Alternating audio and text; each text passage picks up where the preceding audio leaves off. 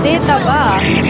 Malalaman natin, i-confirm natin pagpasok dito sa Land of Dawn kasi mukhang Benedetta nga. Okay. Ang pick ni Sanford at hindi Khalid. Okay, nag-visual bug. Visual bug lang, ladies and gentlemen. We apologize for that. Then again, it's a Benedetta. Okay, so nag-cheer pa rin ng mga Sanford fans. So it's a bit... Pero habol pa rin yung block mula dito kay Sanji. Kosei surviving that one na mabagal lang gumalaw. Pero pag nag-teleport, bad beats yun. Oy, speaking of teleport nag-flicker na rin dito si Light. Napalalim piniatan ng Chona Pilihan si Zap. At di ba sa matindang damage niya? 4 members mula sa RSG ang re-responde. Makakaligtas naman si Light sa pagkakataong iyon. No javelin yet na ilalabas ni Benny Cutie. Meanwhile, si Demon kahit nandito kung magat! May kakainin, iuunog doon sa may gilid at hindi na maalisin. Itong si Sanford sa may dragon para dito kay Nats. Grabe yung task force. Ito nakikita natin ang RSG na mas umiikot or pumupunta na sa kanilang XP lane which is si Nats pero mamaya na yun. Entry knock-up, ngayon din yung dragon. Pero sanay din pala itong si Sanji na gumamit ng dragon. And this time, si Aqua pinupunti rin siya. Essence will definitely kill Aqua. Oh At my God. pinapasok din muna dito ang Liquid Echo.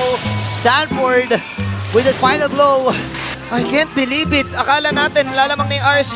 Sisilip kayo Uy, Oo. Uy, pero dito sa may bandang nakita sa patragon din kagad. Itong si Nat 25 will be used. You don't do that to me, ha? Sabi ni Nats. Anime moment na yumuko na, tapos tinaas ng onti yung salamin, tapos hindi kita yung mata. Parang ganun yung nangyayari sa kanya ngayon eh.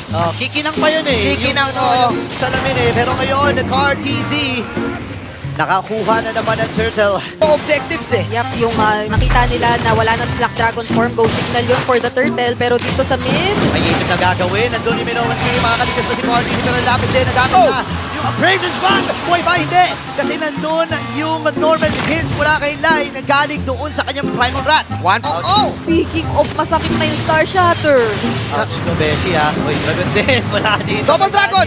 Double Dragon. Sanford din nandun doon. Grabe, Game of Thrones! Double din siya. Dragon laban sa Dragon. Parehas pang pula yan ha. Grabe, parehas pula na dragon si... Sino ba yan? Si Viserys? Ewan ko na. Tumama yung javelin. Nakapatapang yung Simon ay at dito na rin yung kumula ng Orange. Ay! Pagtuto na ka ng bagyo. Siya ang pinagyo ng tatlong members ng mga Raider. Hindi pwede yan, sabi ni Nats. Not in my house. Na yan. Nakaka-bad beats na yan. Ayan na yung Dragon ni Reka, yung final form na Dragon ni Reka.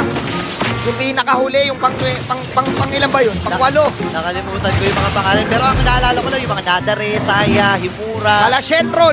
Sige, yun na lang. pero si Nats dito may ibit din natin terrified. Pero Ayun, nabigyan. Pwede niya gamit din. Aqua with the turtle. Ayun, pasok mo din like the final blow. CarTZ.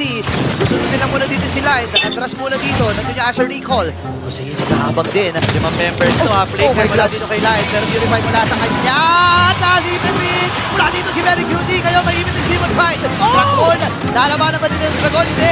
Nilabanan yung Dragon. Nilabanan ng Dragon. Demon Fight atras. Sanford na malalim. Patay din siya doon. 4-man laban dito sa Liquid Echo.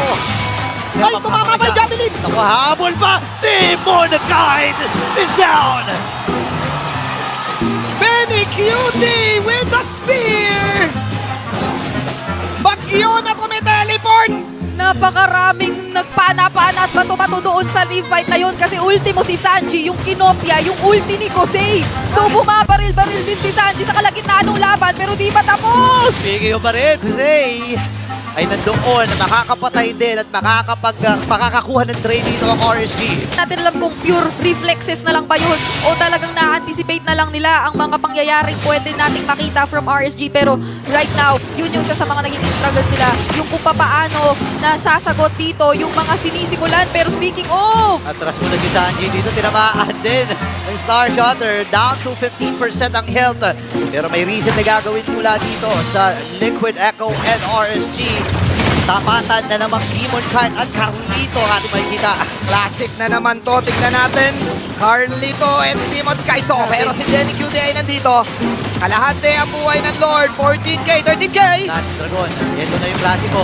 Papasok muna dito si JP at kakainin din. Ngayon, yung Lord na ito, 5K yung buhay na come. And Sanford, makakapatay Demon Kite. Lord. Ngayon, atrasan muna dito ang Liquid Echo. Pero makamatay din si Core. BG not this time. Pero ngayong pagkakataon nito yung magmamatay ka sa kamay ni Benny. Napakasakit mo, Benny! Benny Cutie! Ibang klase yung target. At least for Tuloy pa rin. RSG, they have the Lord. Kaso Meron nandito na ang Liquid Echo.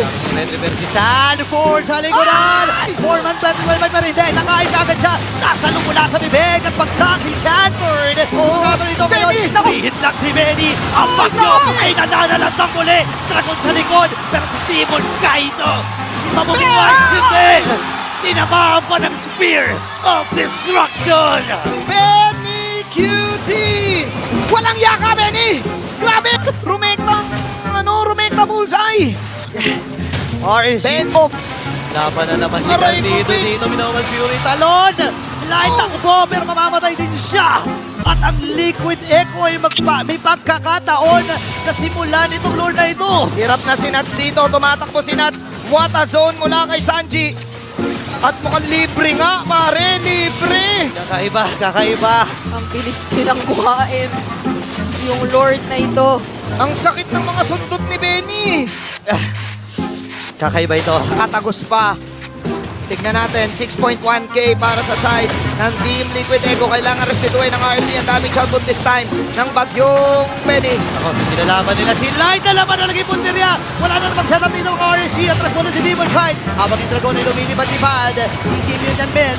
Pero sabi nila, hindi, Tore muna sa gitna. Unahin natin. Para yung mga minions ay lamang. Pero si Carl, easy, napagsakan. Sandy, nakakuha rin ng isa. Sabay gamit ng Petrified Purify Rather. Nakakuha yung matras na. Pinapanood na lang ng RSG ang pagdurog at pagbasag ng katorihan. And Team Liquid Echo ang aakbang sa next round.